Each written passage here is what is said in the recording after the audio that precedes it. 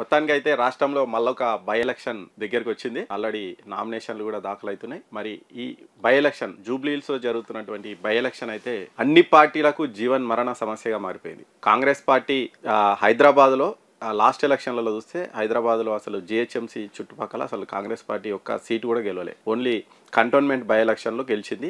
ఒకటి అధికారికంగా ఉన్నది ఒకటే సీటు కాంగ్రెస్ పార్టీకి. సరే, కొంతమంది పార్టీలో జాయిన్ అయ్యారు. మరి వాళ్ళు జాయిన్ అయ్యారా లేదా అనేది కన్ఫ్యూజన్లో ఉంది. వాళ్ళని పక్కన పెడితే అధికార పార్టీకి అధికారికంగా ఉన్నది ఒకటే సీటు. ఇప్పుడు జూబ్లీహిల్స్ లో ఖచ్చితంగా గెలిచి రేపు వచ్చేటువంటి జిహెచ్ఎంసీ ఎలక్షన్లలో సత్తా చూపాలి అని కాంగ్రెస్ పార్టీ శస్త్రాలన్నీ రెడీ చేసుకున్నది. చాలా గట్టిగా ఫైట్ చేస్తుంది. అదే టైంలో బీఆర్ఎస్ పార్టీ మరి సానుభూతి ఓట్లను నమ్ముకుంది. దాంతోపాటు ఈ ఎలక్షన్లలో గెలిస్తేనే మా పట్టు అట్లే ఉంది, హైదరాబాద్లో మా పట్టు పోలేదని నిరూపించుకోనికే మరి బీఆర్ఎస్ పార్టీ కూడా మరి సానుభూతి ఓట్ల మీద అయితే ఆశ పెట్టుకుంది. మరి అదే టైంలో బీజేపీ కూడా గతంలో పోటీ చేసినటువంటి అభ్యర్థికి మరొకసారి సీట్ ఇచ్చి మరి అదృష్టం పరీక్షించుకోబోతుంది. ఇవన్నీ కూడా మూడు పార్టీలకు కూడా ఇప్పుడు జీవన్మరణ సమస్యగా మారింది జూబ్లీహిల్స్ బై ఎలక్షన్.